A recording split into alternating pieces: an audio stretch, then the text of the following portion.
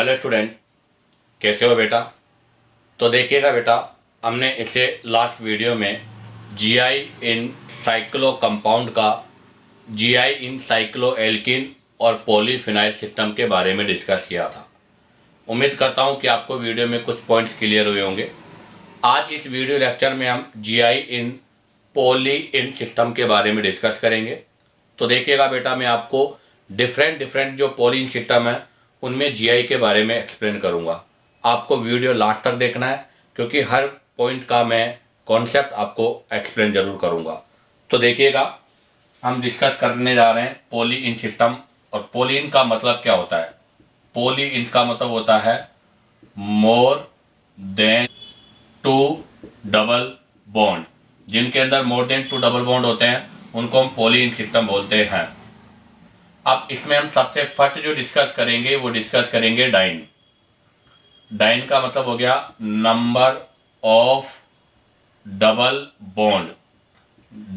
Dine का मतलब हो गया बेटा number of double bond equal to 2। जिनमें नंबर ऑफ डबल बॉन्ड 2 होते हैं उनको हम डाइन्स बोलते हैं बेटा। क्या बोलते हैं? उनको हम डाइन बोलते हैं। और अब डाइन का क्लासिफिकेशन अगर हम करें तो आपको पता है डाइन्स 3 टाइप का होता है। सबसे पहला आपका आता है कॉन्जुगेटेड डाइन। कौन सा डाइन बेटा? कॉन्जुगेटेड। सेकंड कौन सा आता है बेटा? आपका आइसोलेटेड डाइन। और थर्ड कौन सा आता है बेटा? आपका क्यूमुलेटेड डाइन। तो बेटा डाइन 3 टाइप की है, कॉन्जुगेटेड, आइसोलेटेड और क्यूमुलेटेड। सबसे फर्स्ट डिस्कस करूं मैं कॉन्जुगेटेड डाइन्स की। तो कॉन्जुगेटेड डाइन्स वो डाइन्स है, जैसे मैं ये ले रहा हूं तो इसमें आपके पास यहाँ पाई बॉन्ड हो और यहाँ पर पाई बॉन्ड हो। कहने का मतलब एक ऐसा सिस्टम जिसके अंदर पाई बॉन्ड अल्टरनेट पोजीशन पर हो। तो pi bond in alternate position, जहाँ पर आपका पाई बॉन्ड अल्टरनेट पोजीशन पर होता है उसको हम कॉन्जुगेटेड डाइन्स बोलते हैं बेटा। अब नंबर 2 आता है आपका आइसोलेटेड डाइन्स। किसको बोला जाएगा आइसोलेटेड डाइन्स? तो जैसे मैं एग्जांपल के लिए एक्सप्लेन करूँ, जैसे ये चेन है तो इसको बोलते हैं आइसोलेटेड डाइन्स। अगर आपका डबल बॉन्ड टर्मिनल एंड पर हो, when double bond present on terminal end of chain के टर्मिनल एंड पर हो तो उसको हम आइसोलेटेड डाइन्स बोलते हैं। अगला आपका आता है क्यूमुलेटेड डाइन्स। किसको बोलेंगे क्यूमुलेटेड डाइन्स? तो बेटा जैसे क्यूमुलेटेड डाइन्स के लिए एग्जांपल के लिए मैं बात करूं तो जहाँ पर कंटिन्यू डबल बॉन्ड होता है एडजेसेंट पोजीशन पर, उनको हम बोलते हैं क्या? Cumulated dance. तो इसका मतलब अगर एडजेसेंट पोजीशन पर डबल बॉन्ड हो तो उसको हम क्यूमुलेटेड डाइन्स बोलते हैं। तो ये डाइनों की क्लासिफिकेशन है और अब इनके अंदर हम जीआई के बारे में भी डिस्कस करेंगे। तो सबसे फर्स्ट मैं डिस्कस करने जा रहा हूँ बेटा geometrical isomerism in conjugated diene के अंदर। कॉन्जुगेटेड डाइन्स और कॉन्जुगेटेड डाइन्स में सबसे कॉमन एग्जांपल है 1,3-ब्यूटाडाइन। इसके बारे में एग्जाम में पूछा जाता है 1,3-ब्यूटाडाइन। तो देखिएगा बेटा 1,3-ब्यूटाडाइन का स्ट्रक्चर यह है, ये आपके 1,3-ब्यूटाडाइन है। अब देखो अगर 1,3-ब्यूटाडाइन में देखते हैं हम तो यहाँ पर जीआई पॉसिबल नहीं है, बट 1,3-ब्यूटाडाइन बेटा जीआई शो करता है। उसका रीजन है ड्यू टू रेजोनेंस। तो ध्यान रखना बेटा, बहुत इंपॉर्टेंट क्वेश्चन है कि अगर हमें 1,3-ब्यूटाडाइन को अगर ऐसे देखते हैं तो यहाँ पर जीआई नहीं हो रही, क्योंकि यहाँ भी CH2 यहाँ भी CH2 है, बट ये फिर भी जीआई करता है। और इसकी जीआई करने का मेन रीजन है ड्यू टू रेजोनेंस। कैसे? वो देखिएगा, CH2 double bond CH double bond CH2 है, यहाँ से पाई बॉन्ड यहाँ पर शिफ्ट हो जाएगा बेटा। तो इसके वाया आपके पास यहाँ से ये रेजोनेटिंग स्ट्रक्चर का फॉर्मेशन हो जाएगा। ये बन गई आपकी रेजोनेटिंग स्ट्रक्चर। अब आप जरा देखिएगा, आपके पास ये जो रेजोनेटिंग स्ट्रक्चर का फॉर्मेशन हो रहा है इसमें ये डबल बॉन्डेड कार्बन है और इस डबल बॉन्डेड कार्बन पर बोथ सब्स्टिट्यूएंट डिफरेंट है, बोथ सब्स्टिट्यूएंट डिफरेंट है। और अगर बोथ सब्स्टिट्यूएंट डिफरेंट है तो कन्फर्म है ये जीआई करेगा। जैसे C डबल बॉन्ड C, यहाँ पर H और CH2 प्लस, यहाँ पर भी H और CH2 माइनस। तो बताओ ये तो कौन सी फॉर्म हो गई? सिस।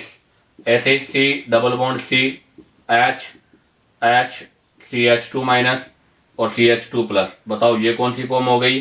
ट्रांसफॉर्म हो गई। तो इसका मतलब अगर वैसे हम देखें तो 1,3 ब्यूटाडाइन में GI नहीं होती, बट रेजोनेंस के वाया 1,3 ब्यूटाडाइन में GI होती है। अब आप यहाँ से इसका स्क्रीनशॉट लीजिएगा। अब हम यहाँ पर number 2 GI in isolated system के बारे में डिस्कस करेंगे। तो देखिएगा बेटा, अब हम इसमें डिस्कस करेंगे number 2B GI in isolated diene. Isolated dienes में GI। अब आइसोलेटेड GI में भी अगर हम बात करें, सबसे first non substituted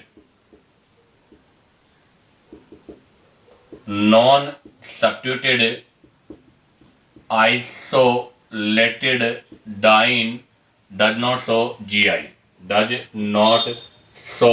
GI।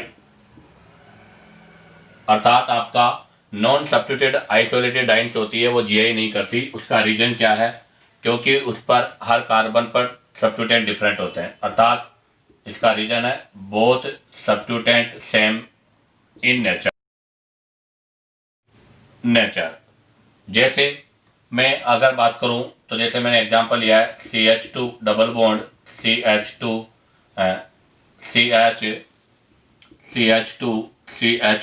CH double bond CH2, ये मैंने आइसोलेटेड डाइन्स लिया है।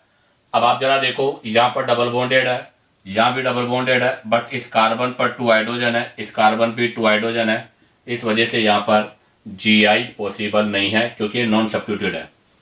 बट अगर मैं बात करूँ किसकी? सब्स्टिट्यूटेड की। तो अब हम बात करने जा रहे हैं सब्स्टिट्यूटेड आइसोलेटेड डाइन में भी सो GI। तो ध्यान रखना, आपकी सब्स्टिट्यूटेड आइसोलेटेड डाइन जो है वो GI शो कर सकती है, बट उसके लिए क्या कंडीशन है कि उसके अंदर ईच कार्बन पर बोथ सब्स्टिट्यूटेंट डिफरेंट होने चाहिए। So GI when both substituent on each carbon must be different. क्या होने चाहिए? वो डिफरेंट होने चाहिए, तब ऐसा होगा। जैसे एग्जांपल के लिए मैं बात करूं तो मैंने लिया है C double bond C double bond और CHCl और CHCl जैसे ले लिया। तो आप जरा देखो 1 2 3 4 5 ये है, और यहाँ पर GI पॉसिबल है। क्यों? क्योंकि डबल बॉन्डेड कार्बन पर बोथ ग्रुप डिफरेंट है, और आपके पास यहाँ पर भी डबल बॉन्डेड कार्बन पे बोथ ग्रुप डिफरेंट है। जैसे मैं इसका अगर सिस और ट्रांसफॉर्म एडजस्ट करूँ तो C डबल बॉन्ड C, यहाँ पर C, और इस वाले पर भी हम ले लेते हैं।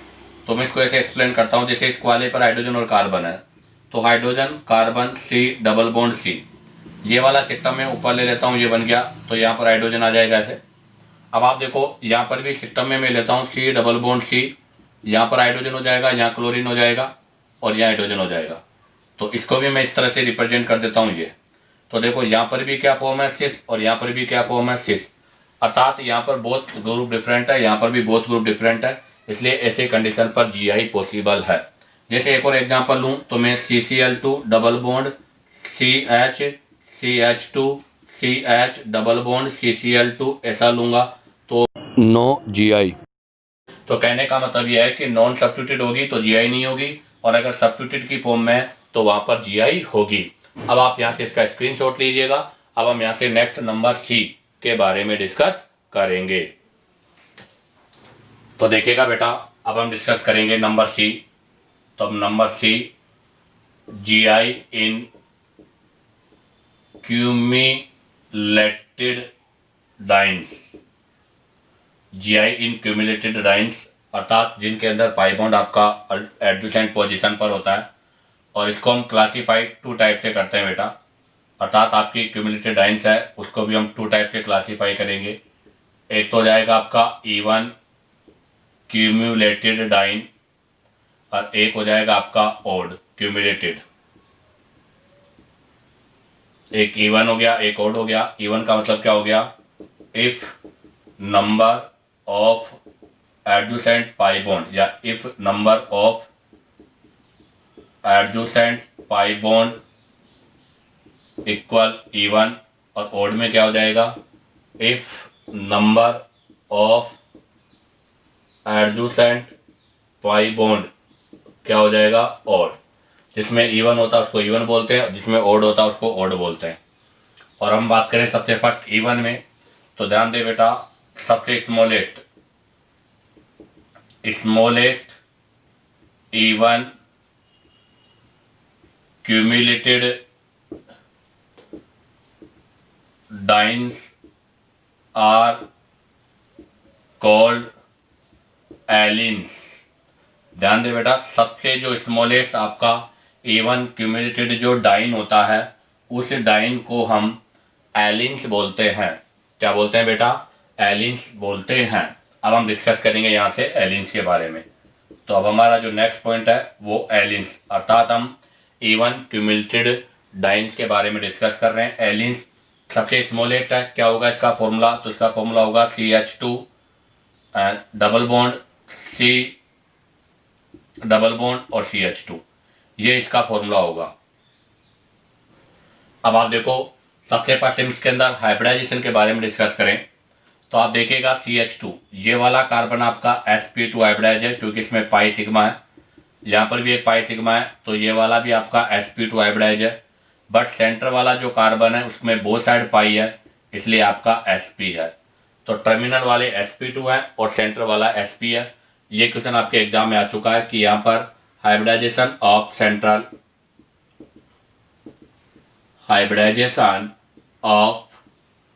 Central carbon equal to sp होगा। नंबर 2, अगर मैं यहाँ पर सिग्मा और पाई बॉन्ड की बात करूँ तो ध्यान दे बेटा, नंबर ऑफ सिग्मा बॉन्ड, तो नंबर ऑफ सिग्मा बॉन्ड एक बार कार्बन कार्बन के बीच में और एक बार कार्बन हाइड्रोजन के बीच में। तो देखिएगा कार्बन कार्बन के बीच में 1 2 2 आपके सिग्मा बॉन्ड है, और कार्बन हाइड्रोजन के बीच की बात करें तो 2 और 2 4 है। तो बताओ टोटल कितने सिग्मा बॉन्ड है, इसमें 6 सिग्मा बॉन्ड है। और बात करूँ नंबर ऑफ पाई बॉन्ड, तो बेटा यहाँ पर नंबर ऑफ पाई बॉन्ड कितने हैं, 2 पाई बॉन्ड है। तो सिग्मा बॉन्ड 6 है और नंबर ऑफ पाई बॉन्ड 2 है। अब हम बात करेंगे इसकी मोलिकुलर स्ट्रक्चर के बारे में। तो अब इसके हम स्ट्रक्चर के बारे में डिस्कस करेंगे। तो देखिएगा बेटा, सबसे पहले मैंने ये कार्बन, फिर सिंगल बॉन्डेड कार्बन और ये इनका सिग्मा बॉन्ड का एक्सप्रेशन किया है। अब आप देखिएगा इस कार्बन और इस कार्बन के बीच में पाई बॉन्ड है, तो मैंने यहाँ पर ये पाई बॉन्ड इस वाले ऑर्बिटल पे लिया है, इसको मैंने py माना है। इसके अंदर भी आपका पाई बॉन्ड इसी के सिमिलर होगा, तो मैंने इसको भी py माना है, और यहाँ पर आपका ये py पर पाई बॉन्ड का फॉर्मेशन हो गया। अब आप देखो सेंट्रल और लास्ट वाले, अगर सपोज डेट इसको 1, इसको 2, इसको 3 मानता हूँ, तो ये भी 1 है, ये 2 है और ये 3 है। अब आप देखिएगा 2 और 3 कार्बन के बीच में भी एक पाई बॉन्ड है, तो इसका मतलब अब इसके बीच में यहाँ पर पाई बॉन्ड है, तो यहाँ पर पाई बॉन्ड का फॉर्मेशन py ऑर्बिटल पर तो नहीं हो सकता, क्योंकि वो पहले से ही पाई बॉन्ड का फॉर्मेशन कर चुका है। और ये एक बॉन्ड, एक आपका जो ऑर्बिटल है वो सिग्मा में आ चुका है, तो इसका मतलब सपोज डेट इसके पास जेड वाला ऑर्बिटल ब्लैंक है, तो मैंने इसका ये जेड वाला ऑर्बिटल यूज किया है, तो ये इसका जेड वाला है, तो इसको हम बोलेंगे pz। अगर इसके पास pz वैकेंट है तो हमें C3 कार्बन का भी जो ऑर्बिटल है वो ऑर्बिटल भी कौन सा लेना पड़ेगा, pz। तो यहाँ पर भी हम इसका pz ऑर्बिटल यूज करेंगे और इनके बीच में ये पाई बॉन्डिंग हो जाएगी। और इसके पास आपके पास ये ऑर्बिटल हो जाएगा, इसका ये ऑर्बिटल जो है वो ब्लैंक रह जाएगा। अब आप जरा देखिएगा, ये वाला पाई बॉन्ड और ये वाला पाई बॉन्ड दोनों सेम प्लेन में नहीं है, डिफरेंट प्लेन में है। तो ये तो हो गया आपका पाई py और ये हो गया आपका पाई pz। तो अगर हम यहाँ से देखते हैं तो हम यहाँ बोलेंगे both pi in different plane. और आपको पता है अगर both pi in different plane है तो एयर सिस्टम आपका प्लेनर नहीं है, तो इसका मतलब ये क्या हो गया बेटा, आपका नॉन प्लेनर सिस्टम हो गया। और अगर नॉन प्लेनर सिस्टम हो गया तो यहाँ पर GI भी पॉसिबल नहीं है, क्योंकि GI के लिए ओनली प्लेनर सिस्टम होना चाहिए। अब और अगर मैं इसके आगे एक्सप्लेनेशन करूँ तो ये वाला कार्बन मैंने कहाँ लिया है, तो इस कार्बन के साथ में आपके पास 2 हाइड्रोजन है, तो ये दोनों हाइड्रोजन को मैं इस तरह से बना देता हूँ। तो ये दोनों हाइड्रोजन आपके कहाँ पर है, पेपर के प्लेन पर है, तो ऑन पेपर प्लेन। अगर आपके बोथ हाइड्रोजन पेपर प्लेन पर है तो ये वाला कार्बन कहाँ पर होगा, कार्बन जो होगा वो होगा perpendicular on the paper plane, perpendicular on paper plane, तो ये आपके पेपर प्लेन के परपेंडिकुलर होगा। ऐसे अगर हम बात करें तो ये आपके पेपर के प्लेन पर होगा, तो ये कार्बन के लिए हम क्या लिखेंगे, ऑन पेपर प्लेन। अब बताओ अगर ये कार्बन प्लेन पर होगा तो इसकी जो वैलेंसी होगी वो कहाँ पर होगी, आउट ऑफ प्लेन, तो इस पर दोनों जो वैलेंसियाँ होगी वो आपकी आउट ऑफ प्लेन होगी। तो ये दोनों वैलेंसियाँ जो है वो क्या हो जाएगी बेटा, आपके outside of plane, outside of plane. तो इसका मतलब क्या है वो भी मैं एक्सप्लेन कर दूं कि सर ये दोनों वैलेंसी आपके बोर्ड के ऊपर, जैसे इसको मैं एक्सप्लेन करने के लिए 2 मार्कर्स यूज कर रहा हूं, तो बेटा यहाँ पर ये दोनों वैलेंसियाँ जो है वो आपकी इस तरह से होगी, तो यहाँ पर दोनों वैलेंसियाँ सेम साइड में रहेगी, बट इस वाले कार्बन पर एक वैलेंसी आपके बिलो होगी तो एक वैलेंसी आपके अबाव में होगी। तो इसका मतलब ये दोनों वैलेंसियाँ आउट ऑफ प्लेन है, एक अबाउ द बोर्ड है और एक बिलो द बोर्ड है, जबकि ये दोनों आपकी बोर्ड के प्लेन पर है। अगर ये दोनों बोर्ड के प्लेन पर है तो ये कार्बन आपका बोर्ड के प्लेन के बाहर होगा, और अगर ये दोनों वैलेंसियाँ प्लेन के बोर्ड के बाहर है तो ये आपका कार्बन कहाँ पर होगा, प्लेन में होगा। तो अब यहाँ से आपके पास नेक्स्ट जो क्वेश्चन है वो यह है कि इसके अंदर टोटल कितने मॉलिक्यूल है, 2 2 4 5 6 7 है। इन 7 में से कितने प्लेन पर है और कितने नॉन प्लेन पर है। तो ध्यान रखना बेटा 7 में से 5 एटम इन सेम प्लेन में है, आपके इन 7 में से 5 एटम इन सेम प्लेन पर है, और जबकि आपके 2 आउटसाइड में होते हैं। अब आप यहाँ से इसका स्क्रीनशॉट लीजिएगा। अब हम इसके बारे में कुछ पॉइंट्स के इससे रिलेटेड कुछ पॉइंट्स के बारे में डिस्कस करेंगे। तो देखिएगा बेटा, अब हम आगे डिस्कस करें। तो अभी हमने सबसे स्मॉलेस्ट आपका डाइंस जो बनाया है वो है एलिन्स। अगर ये कार्बन आपका एक्स वाई प्लेन पर है तो ये आपका वाई जेड पर होगा, तो बेटा ये आपका एक्स वाई पर है, आपका ये एक्स जेड पर होगा। तो आप देखिएगा ये दोनों कार्बन आपके डिफरेंट प्लेन पर है, डिफरेंट प्लेन पर है, और अगर ये दोनों डिफरेंट प्लेन पर है तो ऐसी कंडीशन पर यहाँ जीआई पॉसिबल नहीं है, क्योंकि हमने इससे लास्ट वीडियो में पॉलीफिनाइल सिस्टम के बारे में डिस्कस किया था। उसके अंदर भी हमने फर्स्ट और थर्ड जो आपकी रिंग थी वो सेम प्लेन पर होने पर ही जीआई बोला था।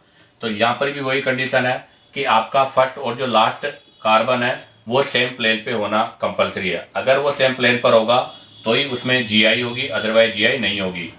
ऐसा क्यों लिखा मैंने, उसका रीज़न भी मैं आपको क्लियर कर दूं, क्योंकि सर जब आपने इसका भी मॉलिक्यूलर स्ट्रक्चर देखा था तो हमें पता है कि sigma and pi bond are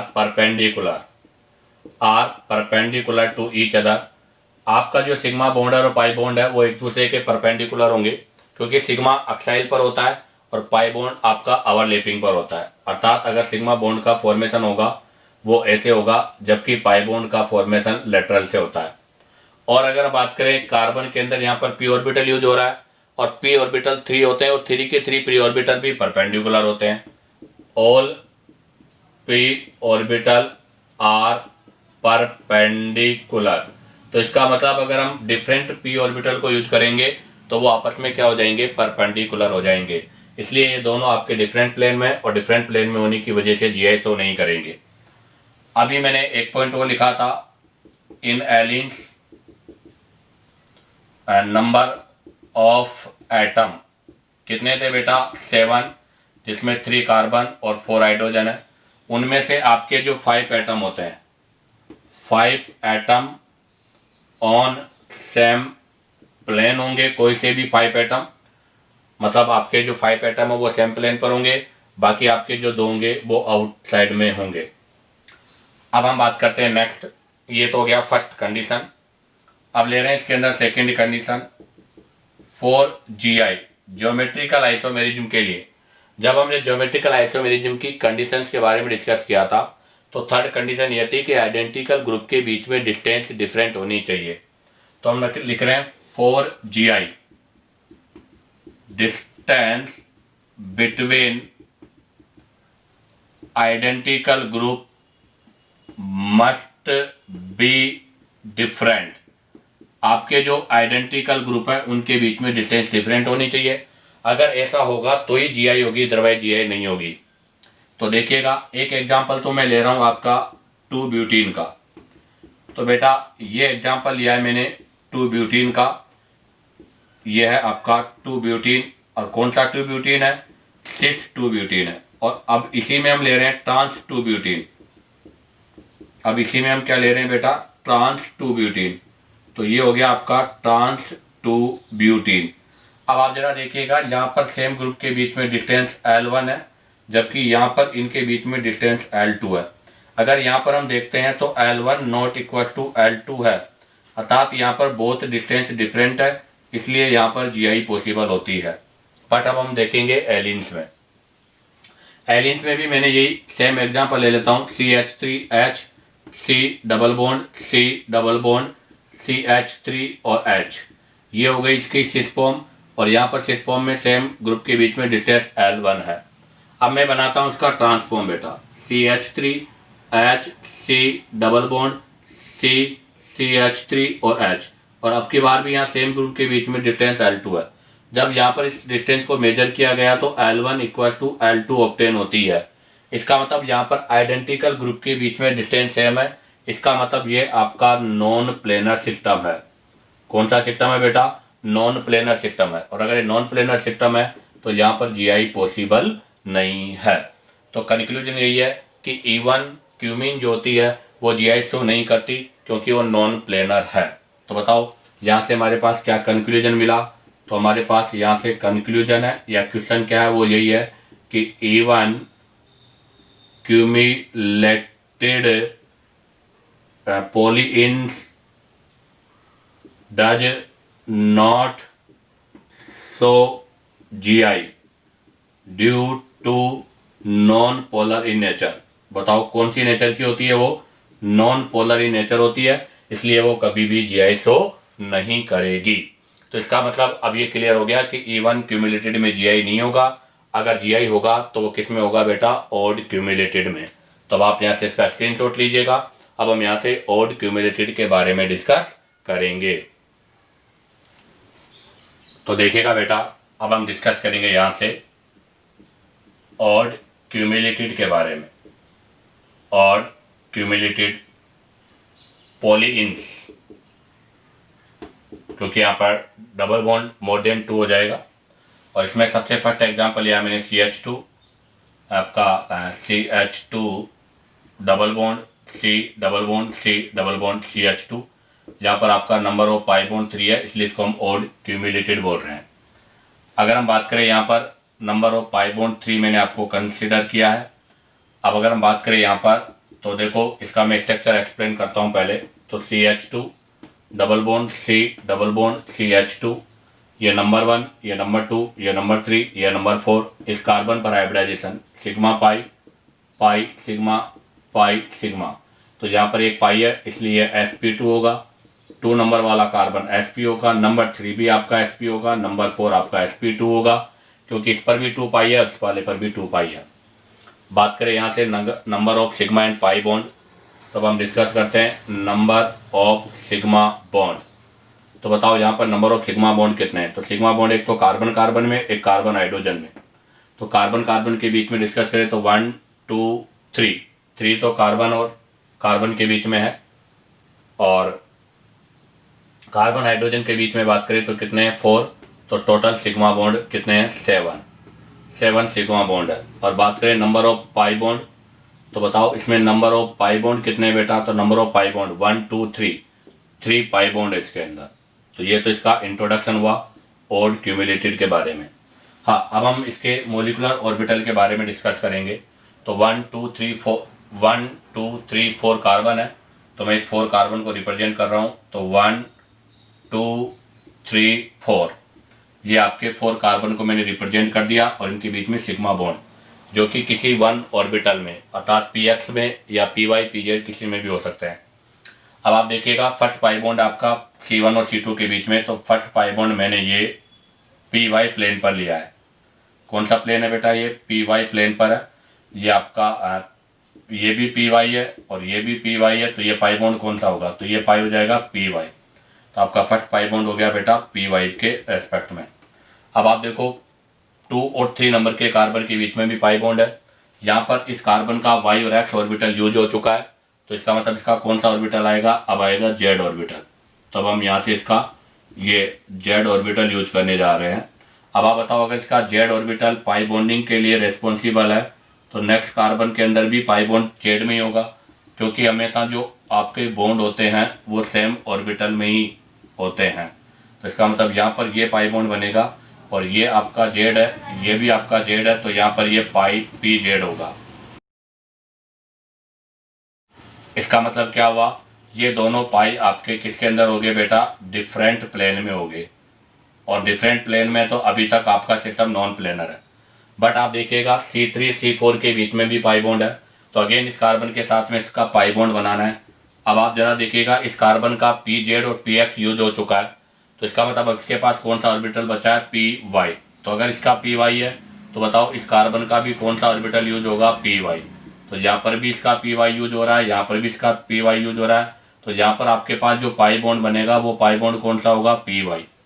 अब आप जरा देखिएगा, आपका कार्बन नंबर 1 और कार्बन नंबर 4 ये दोनों के अंदर पाई बॉन्ड सेम प्लेन पर है, तो pi bond on same plane. अब आप बताओ, अगर ये पाई बॉन्ड सेम प्लेन पर है तो इसका मतलब अपन क्या बोलेंगे, both carbon in same plane. आपके दोनों कार्बन सेम प्लेन पर है, और बताओ दोनों कार्बन सेम प्लेन पर है तो आपका सिस्टम क्या होगा, प्लेनर सिस्टम होगा। तो इसका मतलब यहाँ पर हम बोलेंगे कि ये सिस्टम आपका प्लेनर है। इसका मतलब हम यहाँ पर लिखेंगे क्या, कार्बन ऑन पेपर प्लेन, ये आपका पेपर प्लेन के ऊपर है। तो बताओ ये कार्बन भी आपका कहाँ पर होगा, कार्बन ऑन पेपर प्लेन, ये भी आपके पेपर प्लेन अर्थात इस बोर्ड के ऊपर होंगे दोनों। अगर ये भी बोर्ड के ऊपर है, ये भी बोर्ड पर है, तो इनकी वैलेंसी आउटसाइड में होगी, तो इसकी एक वैलेंसी ऐसे होगी और इसकी एक वैलेंसी ऐसे होगी, जो कि आउटसाइड है, आउटसाइड ऑफ प्लेन। ऐसे ही बेटा इसके अंदर भी ये पेपर के प्लेन पर है, तो इसकी एक वैलेंसी ऐसे होगी और इसकी एक वैलेंसी ऐसे होगी, अर्थात इसकी दोनों वैलेंसियां भी कहां पर होगी, आउटसाइड ऑफ प्लेन, इसकी आउटसाइड ऑफ प्लेन होगी। और आपके दोनों मॉलिक्यूल सेम प्लेन पर है, इसी सिस्टम को हम क्या बोलेंगे, प्लेनर सिस्टम। और इसी कंडीशन पर यहाँ पर क्या होगी बेटा, GI हो जाएगी। इसको मैं ऐसे भी लिख सकता हूँ, देखो CH2 double bond C double bond और डबल बॉन्ड CH2। अगर ये कार्बन आपका XY पर है तो ये वाला, इन दोनों में से कॉमन Y ले लिया मैंने तो YZ। अब इन दोनों में से कॉमन Z ले लिया तो ZY। अब इन दोनों में से कॉमन, तो बताओ इन दोनों में से कॉमन कौन सा होगा, Y, तो क्या हो जाएगा XY।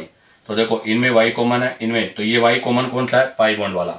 इनमें कौन सा कॉमन है, Z, पाई बॉन्ड वाला। और इनमें Y कौन सा कॉमन है, आपका पाई बॉन्ड वाला। तो अब आप देखो ये भी XY पर है, ये भी XY पर है, सेम प्लेन पर है, और सेम प्लेन पर होने की वजह से इसको हम क्या बोल रहे हैं, प्लेनर। और प्लेनर होने की वजह से यहाँ पर क्या होती है बेटा, GI होती है।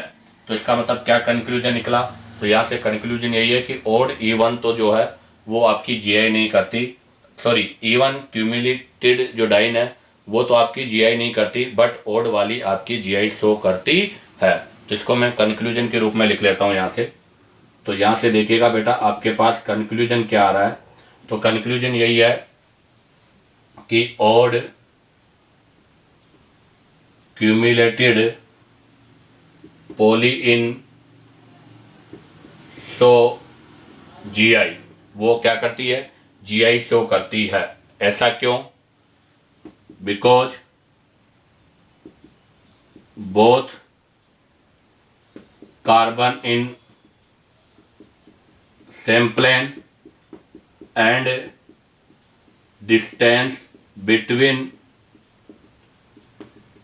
Similar group must be different, इसलिए हमेशा और क्यूमुलेटेड डाइन्स आपका GI शो करता है।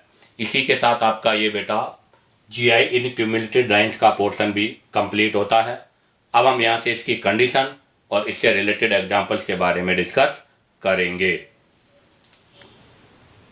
तो देखिएगा बेटा, अब हम यहाँ पर डिस्कस करेंगे कंडीशन। तो अब हमारा पॉइंट है कंडीशन फॉर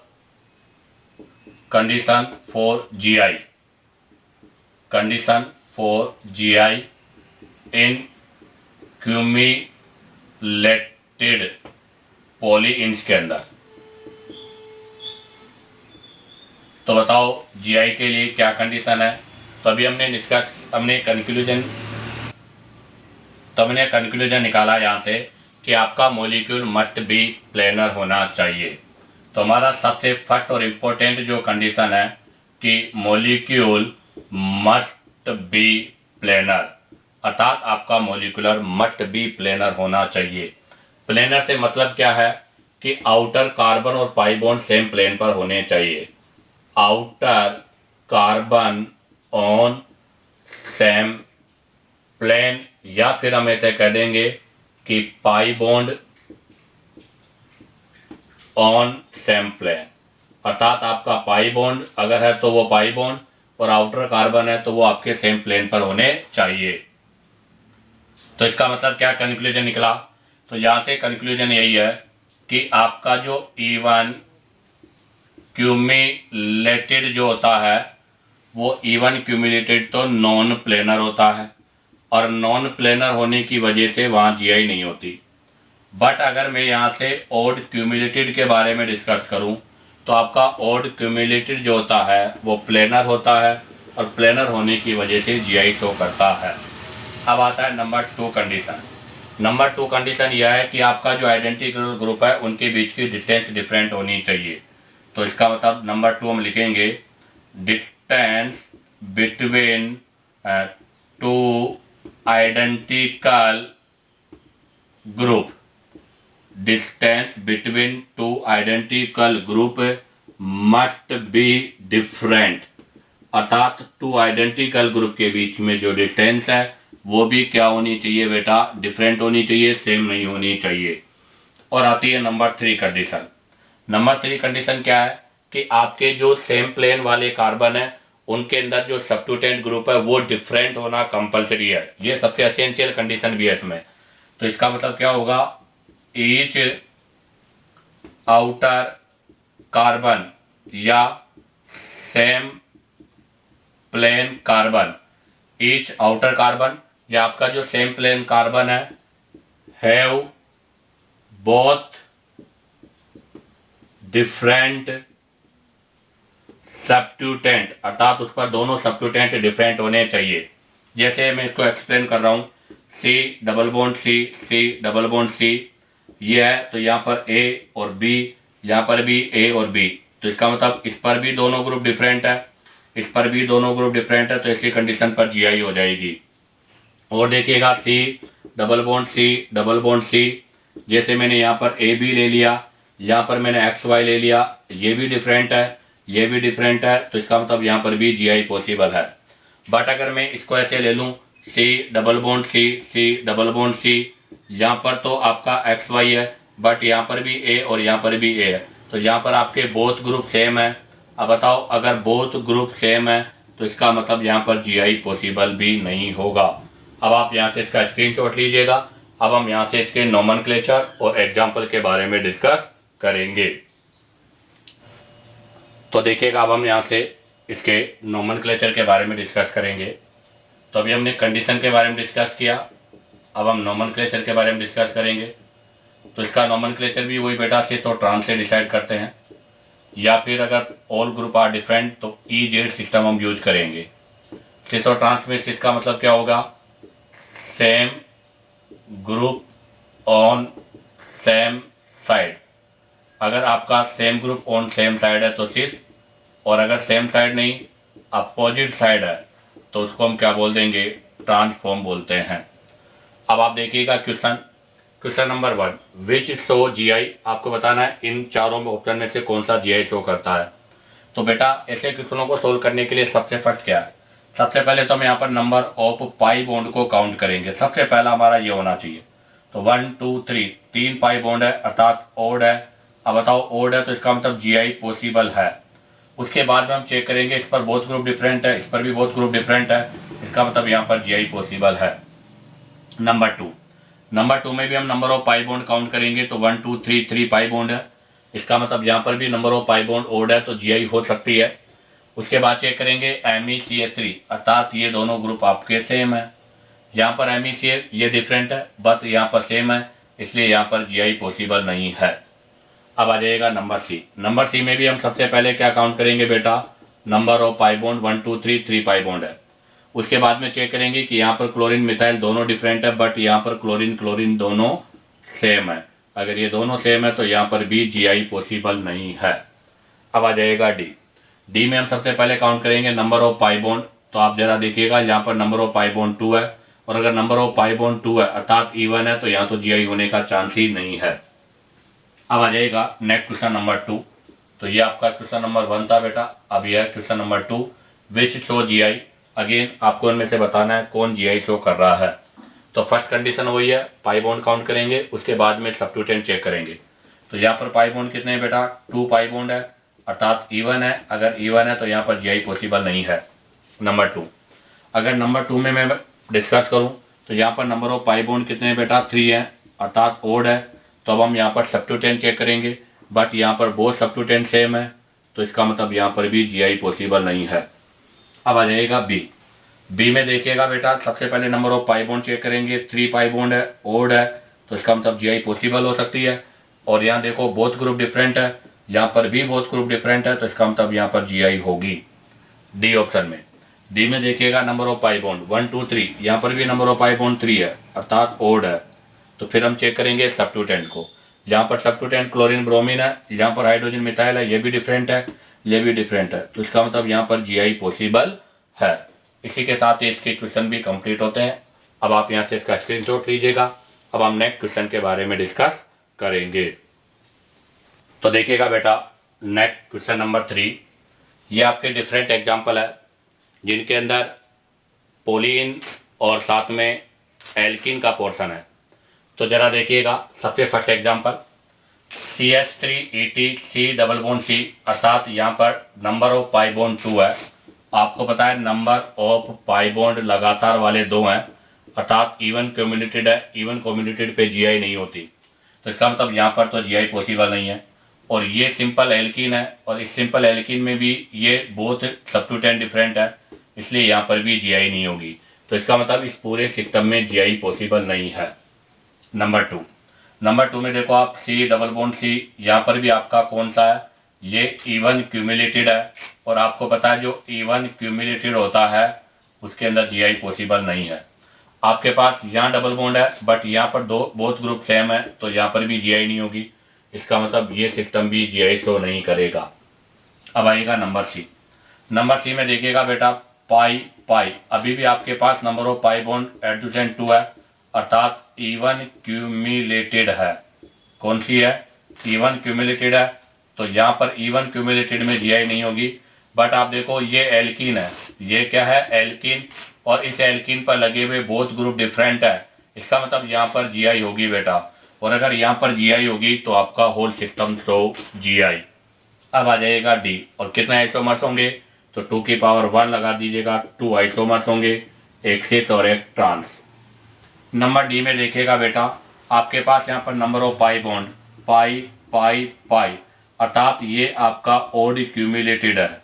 कौन सा क्यूमुलेटेड है, ओड क्यूमुलेटेड है, और ओड क्यूमुलेटेड में भी ये बोथ ग्रुप डिफरेंट है, और इस कार्बन पर भी आपके बोथ ग्रुप डिफरेंट है। इसका मतलब यहाँ पर GI पॉसिबल है। और आप देखो यहाँ पर ये यहाँ पर ये एल्कीन है, और आपको पता है इस एल्कीन में भी इस कार्बन पे बोथ ग्रुप डिफरेंट है, इस कार्बन पर भी बोथ ग्रुप डिफरेंट है, तो यहाँ पर भी GI है। तो बताओ इस सिस्टम में पूरे में GI हो रही है, और यहाँ पर 2 की पावर 2 इक्वल टू 4 आइसोमर्स का फॉर्मेशन होगा। अब आ जाइएगा ई। हाँ, ई से पहले मैं एक नोट और आपको बता दूं कि सर अभी हमने जो क्यूमुलेटेड के बारे में डिस्कस किया था, तो यहाँ पर कार्बन रिप्लेस बाय नाइट्रोजन, अर्थात कार्बन नाइट्रोजन से भी रिप्लेस हो सकता है, तो भी आपको यही रूल अप्लाई करना है। तो जरा आप देखिएगा, यहाँ पर कार्बन की जगह नाइट्रोजन है, तो नंबर ऑफ पाई बॉन्ड 1 2 3, अर्थात ये भी आपका ओड क्यूमुलेटेड है बेटा। कौन सा क्यूमुलेटेड है बेटा, ओड क्यूमुलेटेड है। इसमें नाइट्रोजन पर हाइड्रोजन लोन पेयर, इसमें भी नाइट्रोजन पर हाइड्रोजन लोन पेयर, दोनों ग्रुप डिफरेंट है। इसका मतलब इस सिस्टम में GI पॉसिबल होगा, अर्थात यहाँ पर GI है। अब हम डिस्कस करेंगे नेक्स्ट नंबर F। तो देखिएगा बेटा, नंबर F में आपके पास नंबर ऑफ पाई बॉन्ड, यहाँ भी कार्बन नाइट्रोजन से रिप्लेस हुआ है बट उससे कोई दिक्कत नहीं है। नंबर ऑफ पाई बॉन्ड यहाँ पर 2 है, अर्थात E1 क्यूमुलेटेड है, और हमें पता है कि जो E1 क्यूमुलेटेड होती है उस पर GI पॉसिबल नहीं है। नेक्स्ट में देखो, यहाँ पर पाई है, यहाँ पर पाई है और यहाँ पर पाई है। एक कार्बन नाइट्रोजन से रिप्लेस हुआ है, अर्थात ये कौन सा क्यूमुलेटेड है बेटा? ऑड क्यूमुलेटेड है। और आप देखिएगा इस नाइट्रोजन पर बोथ ग्रुप डिफरेंट है, लोन पेयर हाइड्रोजन, और इस कार्बन पर भी बोथ ग्रुप डिफरेंट है। इसका मतलब इस सिस्टम में भी GI हो रहा है। आ जाइएगा नेक्स्ट H। आप जरा देखिएगा H में पाई पाई, अर्थात ये आपका E1 है इसलिए GI नहीं होगी। यहाँ देखो पाई पाई, ये भी आपका E1 है इसलिए यहाँ पर भी GI नहीं होगा। और यहाँ पर एल्कीन है, यहाँ पर आपका सिंगल एल्कीन है, इस सिंगल एल्कीन पर hydrogen methyl both group different, यहाँ पर भी बोथ ग्रुप डिफरेंट, इसका मतलब यहाँ पर GI होगी, तो आपका सिस्टम भी यहाँ GI शो करेगा। इसी के साथ आपका बेटा ये GI इन पॉलीइंस का पोर्शन कंप्लीट होता है। उम्मीद करता हूँ कि आपको वीडियो पसंद आया होगा, क्योंकि मैंने हर क्वेश्चन को आपको कॉन्सेप्टली एक्सप्लेन किया है। अगर आपको वीडियो पसंद आया तो बेटा लाइक, सब्सक्राइब और शेयर करो ताकि आपको न्यू नोटिफिकेशन मिलता रहे।